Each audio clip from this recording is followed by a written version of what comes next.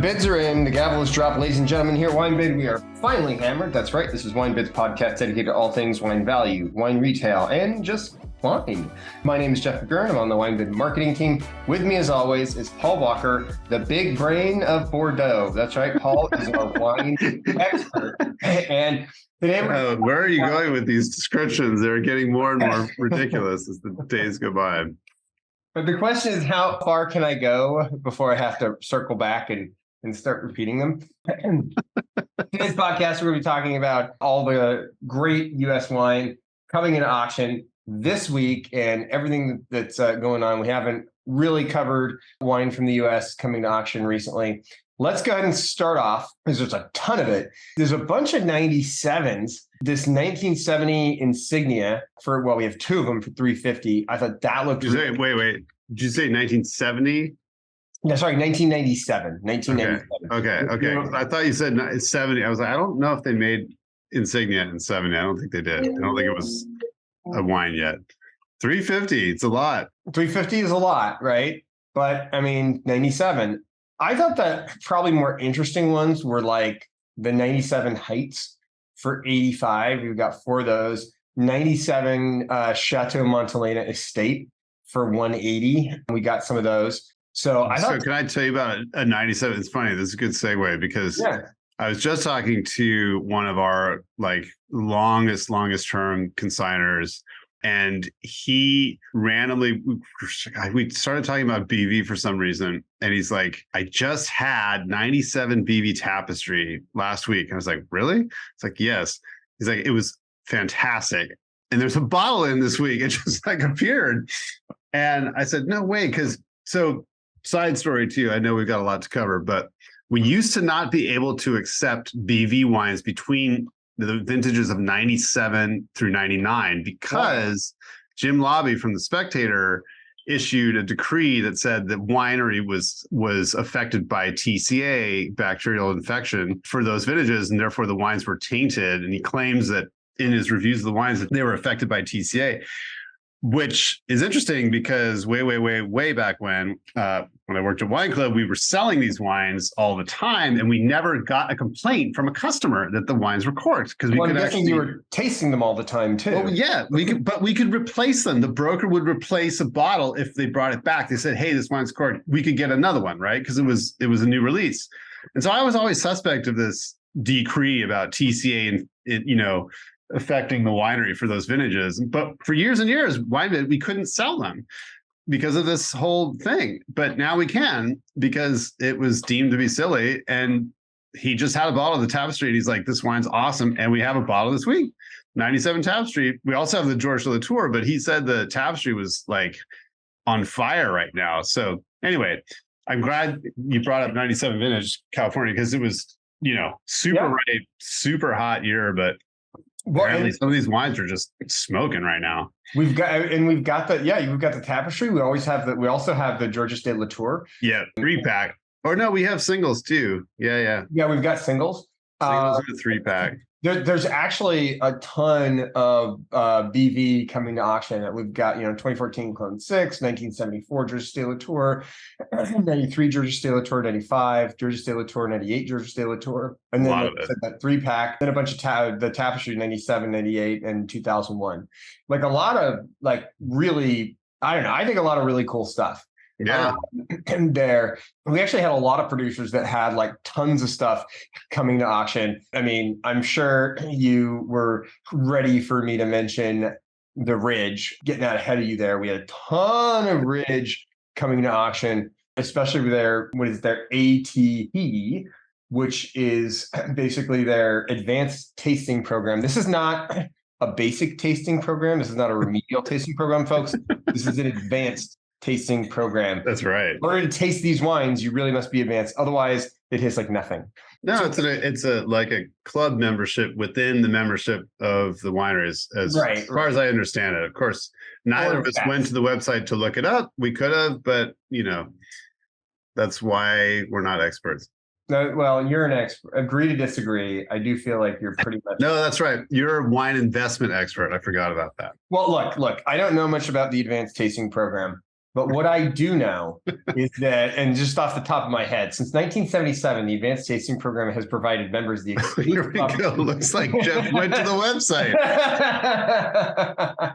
I don't know. It looks like, yes. Anyway, there are, I didn't even look. I didn't get through all because I went to, speaking of, making side points, always look at the site after Sunday because there are a lot of additions. And I believe some of the Ridge wines that came in late. So they came in either yesterday or today. I think probably yesterday. Candidly, I was kind of hoping that you didn't mention these because I wanted to scoot them out because I well, the ones that I saw already had, the ATP wines I saw already have bids. Some of them do already have bids. Some of them will have bids after I'm done here and put bids on them. But they're not, they're not expensive. $21 for the Booking 90 Ranch Zen, 18. Yes. Dude, I mean, most of these are like really, it's kind of odd to me that the ATP seems to be less expensive. 25 for the Lytton Estates Syrah Grenache. Yeah, that's super cheap. That wine's great. I mean, 2020, I haven't had, so I can't say that wine is great, but it's historically been a great wine. So the Ridge Mazzoni Home Ranch and $25. That is just cheap. It's very inexpensive. Then not ATP, but there's 2 bottles of we actually have 8 bottles of the Ridge Montebello Chardonnay 2018. Really? Yeah. Oh, I love that wine. I love the Montebello Chardonnay. It's so good. Good stuff. This one, it's high. So good. There's also Ridge York Creek, 1977 Ridge York Creek Cabernet Sauvignon for $170. We've got 6 of those.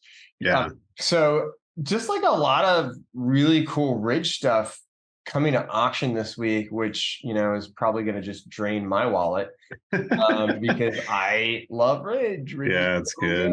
I mean, like, what I love about this is like they're coming in at not only under wine club prices, but they're like under supermarket prices. Like even when I find Ridge at Costco, like this is cheaper than that somehow.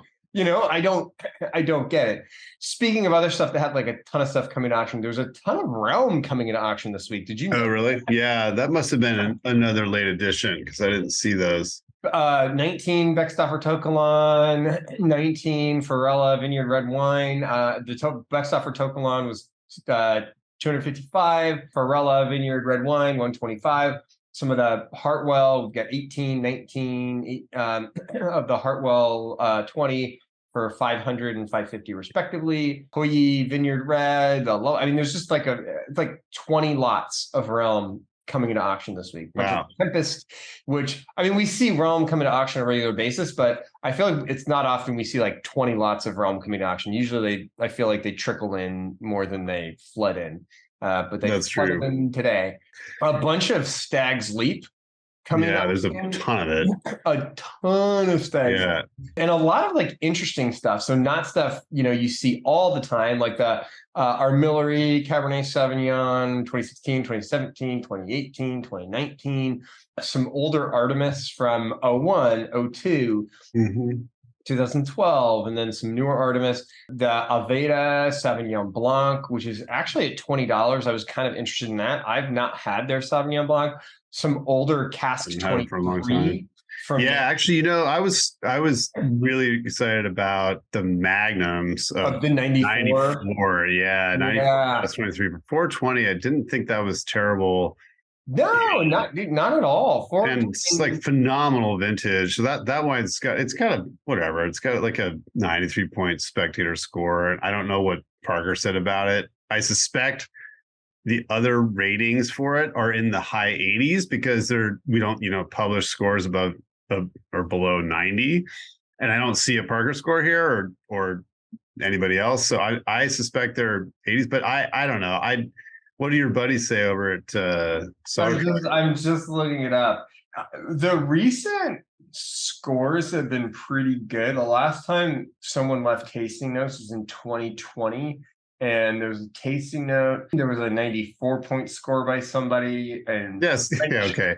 So that's definitely more useful and helpful because Parker's score is from 1997, and it was an 86. So and that's the thing is that we've talked about this. I feel like critic scores influence other people's scores close to when they buy the bottle. And then as time goes on, two things happen. Number one, I think people sort of disconnect from the original critic scores right when it came out. And number two, I think, okay, maybe the bottle sucked like 2 years after release, but you and I both know it, it integrates, right? It builds structure, the tannin soften, it becomes a little bit less acidic, and like it starts getting a lot better. So like with some bottles, I feel like it's almost unfair to rate them right when they come out, because you really don't know what it's going to be like 10 years down, 20 years. Oh, did you notice? This is interesting. There's a French reviewer in Cellar Tracker, the second note from 2020. And in his little postscript, he says, I don't understand anything about how critics like Parker rate this wine. Is that what that is? He's like, how did Parker give this wine such a terrible score? And he loved it too. But in the style of After Eight chocolate mints, which is kind of interesting. but like that's the thing though, is I feel like nowadays, like the scale of scores is not 1 to 100, it's like 90 to 100. Right. And back then, like I feel like you just don't see lower. I don't know, maybe it's they just don't get publicized these days, but lower scores just don't see it. There's an 04 mag for 310. Yeah, I saw that too. That seemed also like a smoking deal, because you got to imagine mags from the winery now for Cask 23. They've got to be at least $500 or way more. I would think so. 06 for 280. 06 for 280. Those were the three I picked, and then I picked the 70s, the lot 2. Because, some of these wines, these older SLV wines are excellent examples from, classic. And they're still not crazily expensive. 77 lot 2 is 170, and 76 SLV is 280, and then 77 lot 2, I already said that. There's two different lots of it. One of it is 245. The other one's at 170. So I don't know if they have bids or what, but the Solarius wines actually look pretty good too for the price. Yeah. $80, and those get pretty good feedback on, from my best buddies over at Cellar Tracker. That's right. I'm just a Cellar Tracker shill over here. They've got the Chase Creek Cabernet Sauvignon. They've got an 08 and a 13. I'll bet that 13 is pretty darn good based on, just stuff I've tasted. 13. A bunch of Chase Creek from 16 as well. Distinguished Vineyards, Soda Canyon Ranch Cabernet Sauvignon. Yeah, I didn't even know about any of this stuff. Yeah, I didn't even know these things existed. I'll bet they're actually really cool. It looks like winery only releases. I've never seen these before. Whoever's consigning these probably has been a Stag's Leap member for a long time, and a lot of these winery only releases. And Cerber Vineyard, I've never heard of Cerber Vineyard. Yeah, Soda Canyon Ranch, Rancho Chimales or whatever it's called. All sorts of stuff that we've never seen. Chase Creek, I didn't even know. Yeah, there was a Chase Creek Merlot. Hands of Time Chardonnay from Stag. I've not heard that. Lots of stuff. There's all kinds of Fay and different designations of Fay. So very cool. Lot 2 from the 70s. Yeah, so those are the interesting ones that I was talking about a minute ago. The 77 lot 2s. 1999 SLV Block 2B. You were talking about that, the Merlot for like $35. That's like those. Looks like those 99s have bids, but that's rare stuff. The old SLV, single block Merlot. That's really cool. Those actually, yeah. This is the type of stuff that, like you said, we don't see this very often. Like this doesn't come in and out of auctions constantly. Like this stuff is, you got to be a collector and a member, and you're probably not buying a ton of it, even if you are. And most people are, one thing I thought was really cool too was, did you see the 3 mags of Diamond Creek that came in, the 84s? So a mag of 84 Gravelly Meadow, a mag of 84 Red Rock Terrace, and a mag of 84 Volcanic Hill. Wow, that's cool. 450 and 500 respectively. I thought those were very cool. And I actually think those are a great deal.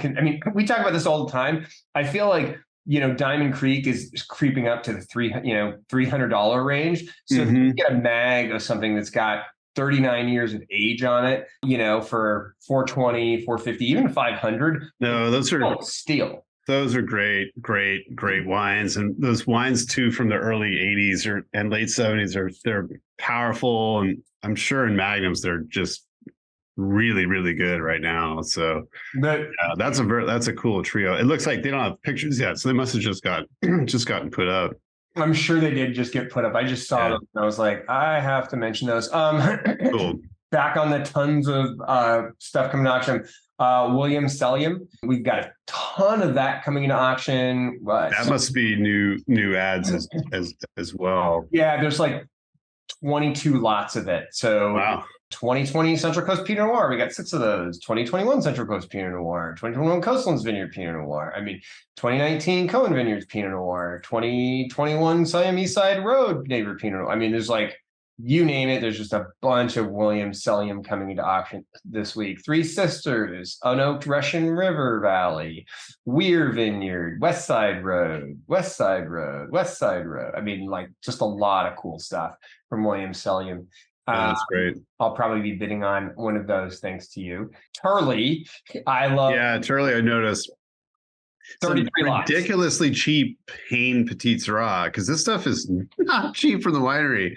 And I saw 15 at 35, 17 at 36. Yeah, can we? And then the library Petit Syrah is 25. Can we not mention it? Can we not? Shh. Can we not mention this, please? Thank you. No, I picked all my Turley picks were under $40 or $40 and under. It was a 15 Dragon at 40, and everything else was under 40. It's just amazing. Those wines are phenomenal too. They're so good. They're so tasty. Turley's another producer where I don't like this bottle of Turley, said nobody ever. I've never had a bottle of Turley. I'm like, I'm not. I've never even been like, this is okay. It's always like, oh, this is great. And I don't know why, but every time I open up a bottle and I drink it, I'm like pleasantly surprised, even though I know it's going to be really good. But I'm always like, and I pour it for friends, and there was like, what is this? Right? It's like, it's Turley. Like, well, how much did this cost? Like $35. It's insane. And even at retail, it's starting to creep up in the 40, 45 range. Right. Yeah. And retailers get little allocations of like the juvenile and the old vines, but you don't find, multiple vintages of Hain Petit Syrah in a retailer. No. And if you do, they're going to be like 75, 85, $90 or whatever. Even the juvenile, the 2020 juvenile was $15. Somebody else had bid on it. So it's $16 out. That's $21. That's crazy cheap. $15. It's cheaper than a retail. Retail, I think it's paying like $30. Oh yeah, no, the juveniles, like at the winery, they still keep that price pretty low, which is nice. I think it's like just under $30, but still, yeah. Buying it and paying the commission and shipping it's still going to cost you less than the winery. It's still going to cost you less, but it's so good. Even the juvenile is so good, and so a lot of amazing Turley coming to auction. Tons and tons of Alpha Omega. Yeah, those were added later too. I think a lot of them anyway. 29 lots of Alpha Omega, and we've got the AVA collection, Yountville Cabernet Sauvignon, Beckstoffer Dr. Crane Cabernet Sauvignon, Beckstoffer Tokalon, Cordet. Just all kinds of stuff. There's a bunch of Merlots, some Petit Verdot, some Rutherford, Sleeping Lady, Stagecoach. You name it. It feels like it's just like a who's who of Alpha and Omega bottles of wine. The X 3-bottle Lotwood cases, OWC, Thomas Vineyard, just a ton of Alpha Omega. If you like Alpha Omega, this is a great week for you as well. And then I saw some really cool, I think they're cool. You may disagree with me. We have 3 mags of Claude Val Hirondelle Vineyard. Oh yeah, I saw those. Yeah, I love it. They're like top of the line. That stuff's delicious. I've had this at the winery. It's so good, and I'm pretty sure. In fact, I'm going to look at this while we're talking about this. But the pricing here is phenomenal. Yeah. So just to give you an idea, at the winery for a bottle of Hirondelle, this is 2021, I paid $120 for 750. So what vintage? A 21 vintage? 2015. Oh, 15. Okay. I paid, yeah. So you can get the 20, you can pay 150 to get a mag of that 15. So for $30 more, you can have a Magnum. Seriously. Yeah. And, good deals. Although I would probably go with the 2016 for 150, just given the strength of the vintage. But I mean, I'd buy the 14 because you could drink it sooner. So the other one you need to lay down for a few years, but the 14 you could drink now. You probably should lay them all down for a few years. But the only reason I would say the 16 is just like so strong, like such a strong vintage. But yes, I also had this Robert Mondavi Reserve 91 Robert Mondavi Reserve Cabernet Sauvignon. Yeah, I saw that. It's and good stuff. A bunch more Mondavi coming into auction. I mean, especially stuff from like the 90s. So there's some really cool Mondavi. I picked out the 16 Aubert Larry Heidenson's Vineyard Chardonnay for 125. That stuff it's tasty and fairly reasonably priced. 09 Paul Hobbs Beckstoffer Las Piedras Vineyard Cabernet Sauvignon Mag for 350. I didn't think that was crazy. And a 2016 Behringer Private Reserve Cabernet Sauvignon for 100. We have 14 of those. We talked about the BVs. We've got my money was on the 95 Georgia State Tour, and then the 08 Oshag Hennessy Mount Veeder Cabernet Sauvignon. We got 5 of those at 115. Yeah. What you got? Let's see. I'll try and be quick because I know we're running out of time. But yeah, no, we talked about a lot of things already. There was some rare stuff, some stuff from Paso that I thought we don't see too often. The couple Denner wines, Esperitas. I've never actually heard of that one. Denner Esperitas 19 at 60, and 2020 Ditch Digger at 60. 16 Dominus at 270. I didn't think was a terrible price. 95 Valley Cab. There's 3 of those at 110. There's some Checkerboard, which is really small production, tasty wine. King's Row, which I think is the second label, but I'm not positive. Anyway, the way it's priced, I think it is 15 Checkerboard King's Row 170. There's some Montelena wines that I'd never heard of before. The Senator Inspired Departure 2-packs. There's the 08 for 270 and a 2010 for 290. I'd never seen that wine before. So anyway, it's kind of interesting. 97 half bottles for $95. And then 95 Estate Cab for 125. I thought was great. There's also some Bressler, which we rarely ever see. Tiny little vineyard in St. Helena. Bob Bressler behind the label. I don't believe the wine is made anymore. I could be wrong, but anyway, super small production, tasty wines. It's got a bid, 56. There's a 6-pack of Boersview, the Coast Pinot Noir, the sort of Schrader Thomas Brown Pinot and Chardonnay project out there. $600 for the 6-pack, which I believe is quite a bit less than the winery costs. I could be wrong, but I'm pretty sure it's over $100 a bottle. So anyway, there's a couple of those from 14 vintage. There's some Arietta. There's a mag of Arietta Red Variation 1 for 140, which I thought was a great deal. It's for the 02. There's some Drinkward Pechon wines, which are another micro production wine, 2 very famous winemakers. We've talked about this one before on the podcast. But anyway, 13 at 75, I thought was a good deal. 14 at 60 and 15 at 60. I'm pretty sure the mailing list prices are quite a bit more. Egelhof, a couple of Egelhof wines. Those are also really small production, hard to find and not expensive. 13 Cab at 55 and 13 Walton Cab at 30. On the flip side, there's some 13 Isley Cab at 300. There's one of those.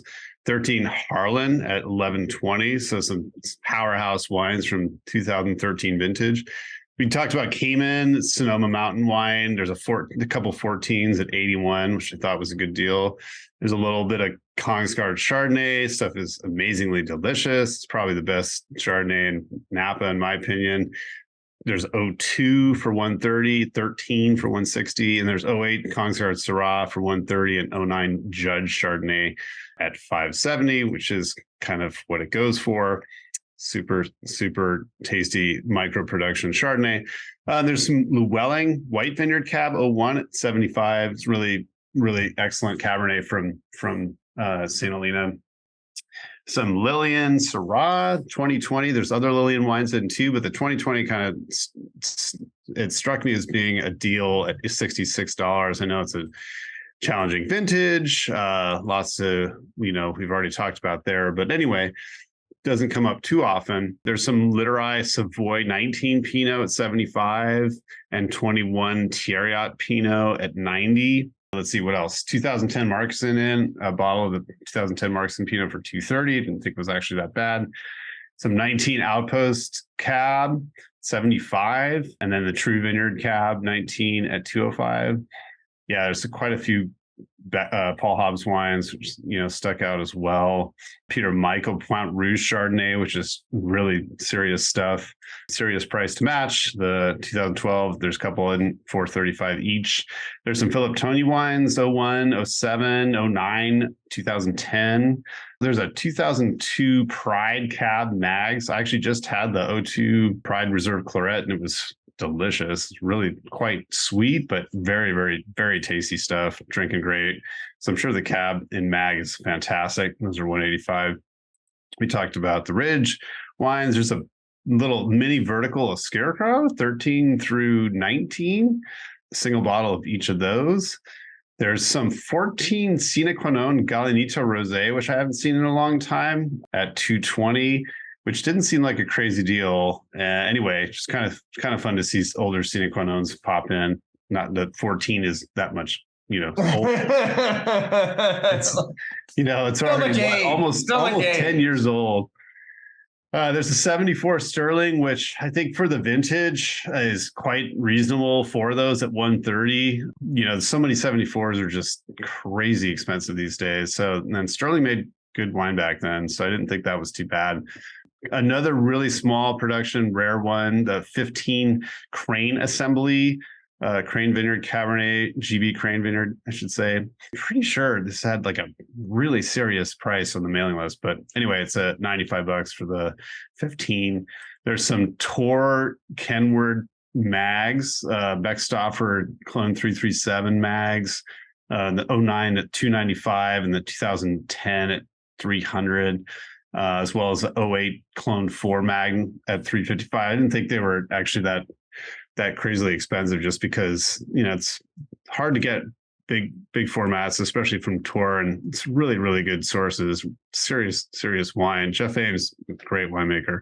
97 Viator, if you will.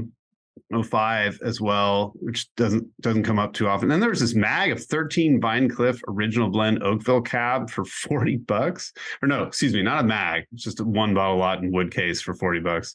I thought was a deal. And then winter cabs, which you hardly ever see.